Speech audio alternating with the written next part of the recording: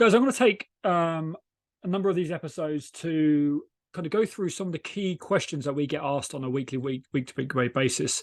Some of these kind of key questions that probably come up in some of the top Google searches.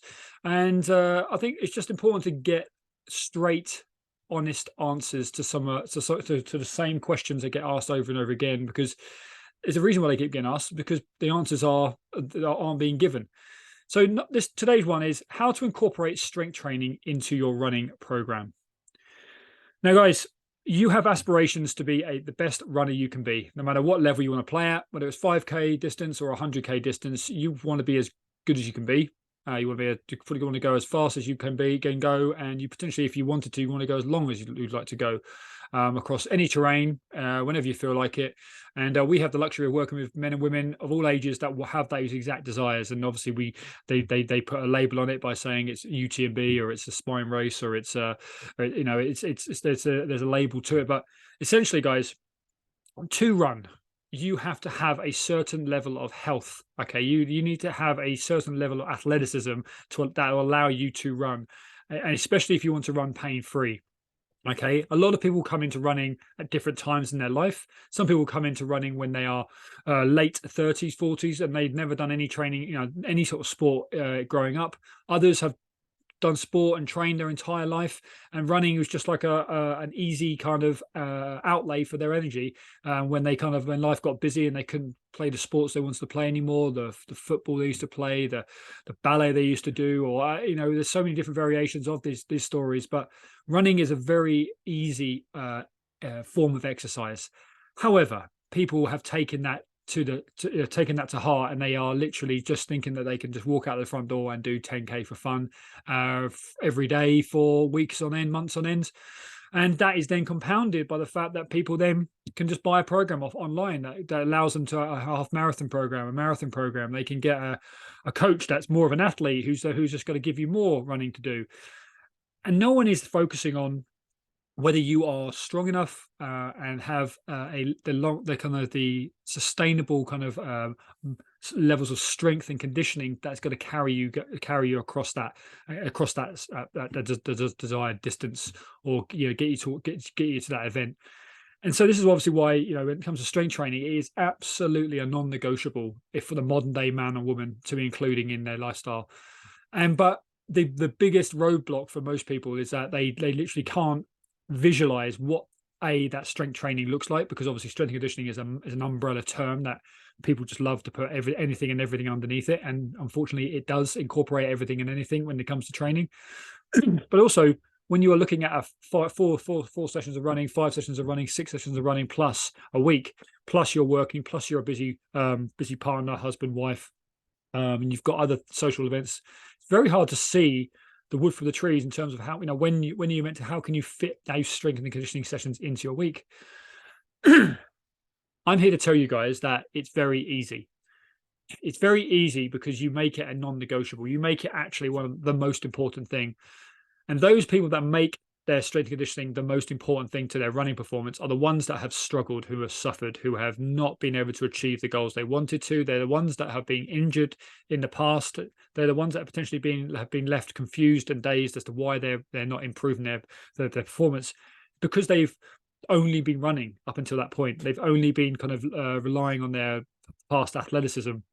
And what you've got to understand is, if you want to have a sustainable level of athleticism, so of running, let's say, and then you want to improve on that, you have to be improving on your kind of physical qualities, your levels of strength in your and conditioning in your hamstrings, your quads, your glutes, your calves, your core, your lower back, your upper back. You want all these key muscle groups to be improving and increasing in strength, and you want to be developing lean muscle tissue on your frame so that your body can hold great running positions and great running gaits, and you can prevent the onset of injury through not starting to fall apart when you hit your thresholds, and you're starting to lose form, and you start to compensate and overload one side more than the other.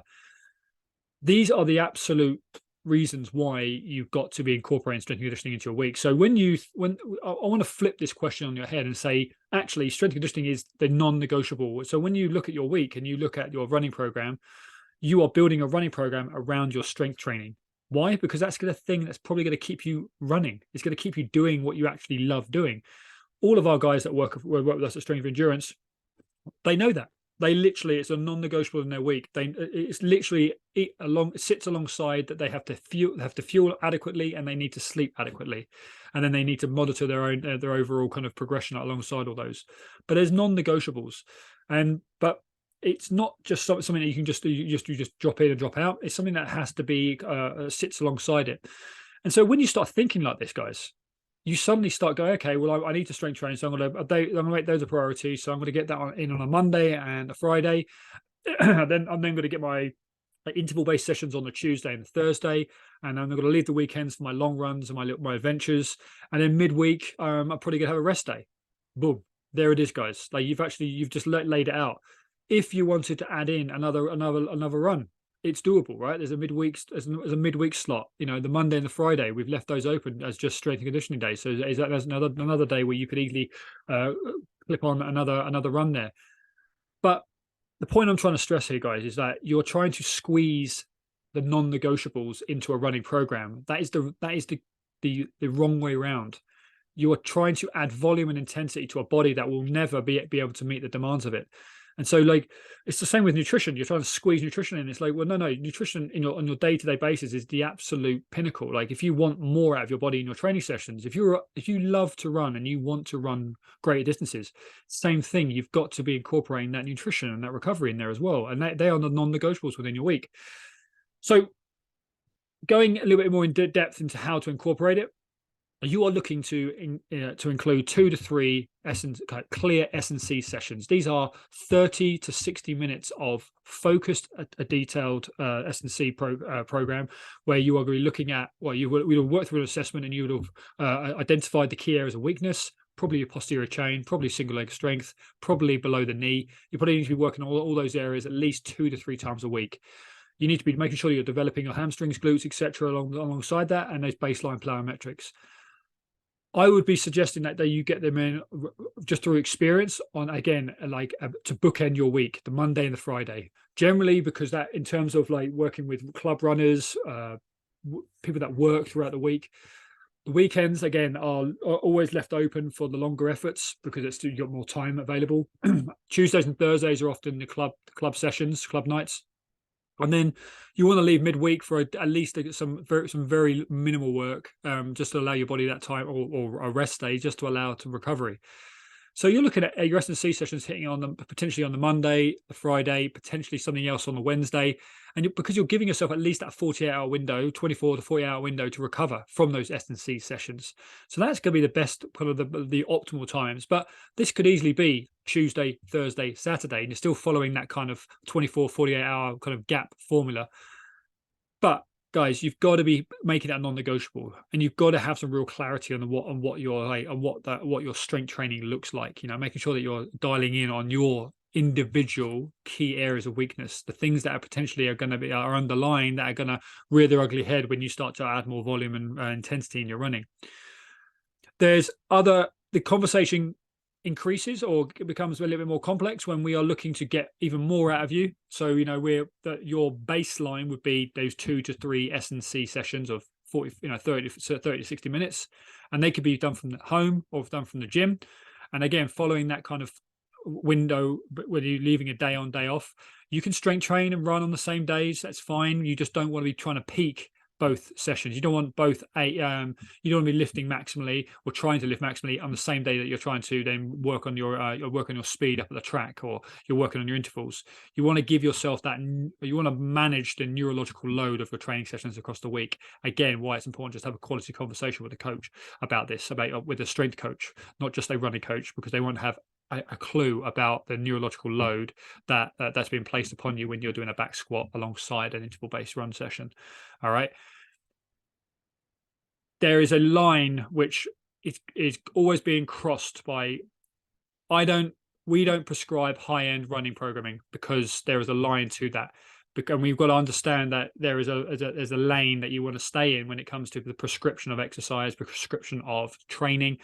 You want to be getting the best results. You want to be getting the best advice, and you want to then work with teams that will actually speak to each other. We work as a team here at Strength and Endurance, and you want to make sure that you're working with an S&C coach that's happy to speak with your sports running coach. You don't want a jack of all trades. Like, if you want optimal results, you don't work with a jack of all trades coach. You want to work with someone who is a coach that is very open to having access to a running coach, a strength and conditioning coach, a doctor, a physio. You want to have all those things in place. All right. So, but going back to your strength and conditioning, you are, as you ask more of your body, you want more speed, you want more endurance, and there's going to be a greater demand on the body. We're going to need to incorporate more S&C work into your training. So by this means, we're going to start to bring in little bolt-on sessions, and we do this a lot at Strength and Endurance, where you've got your kind of bread and butter 2 to 3 sessions a week. And then what we've also got to bring in some lower limb work, where we're kind of developing the structure of your foot, working on your spring, so working on your plyometric spring, so working on your plantar fascia, your Achilles, working on your kind of the plyometric qualities, your landing ability.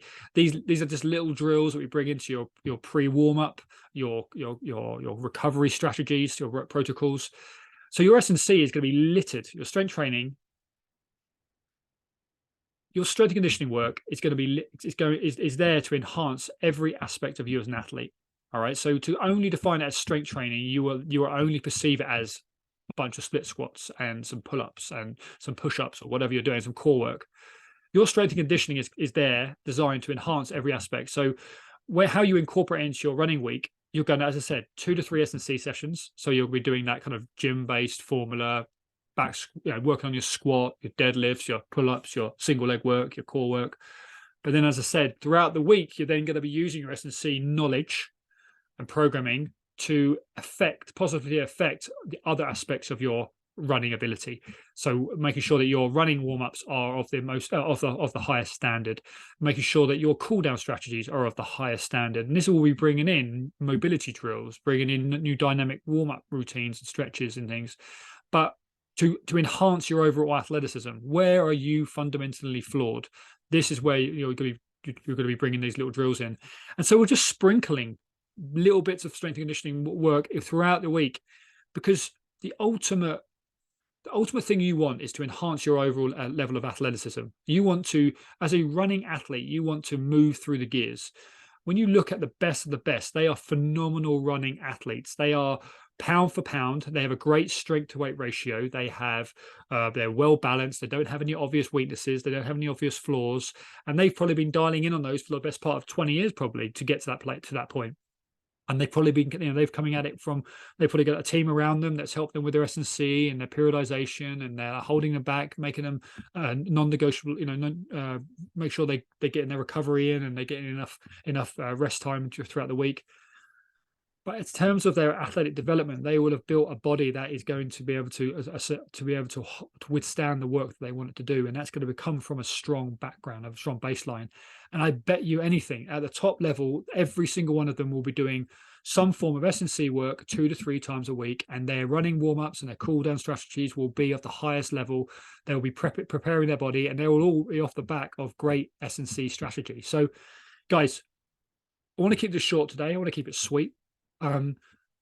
Flipping your perception of what you want. And so instead of how to incorporate strength training into your running program, I want you to think about it as enhancing your running ability. Like, it's a non-negotiable. So when you look at your timetable, look at your week, you are putting the non-negotiables first: fueling, recovery, your S&C, because these are things that allow you to keep building week on week. You have those things in, which are only going to be 1s and 2s. There's only going to be, they're not going to populate, they're not going to dominate the whole week. Then you can put your work on there, and then you can put your running program on top of that. And then you're suddenly looking at a very holistic way of approaching your training, and a vastly more sustainable approach as well. You cannot expect your body to just keep on giving if you're not supplementing non-negotiably with these types of things. And your strength and conditioning, forget strength training. Think of it as strength and conditioning. This should be positively affecting every aspect of your training week, month, and your training plan. And as I said, if you do that, I guarantee you will continue to be able to add more and more work to your body, and your body will continuously respond positively to it. All right, team. Speak to you soon.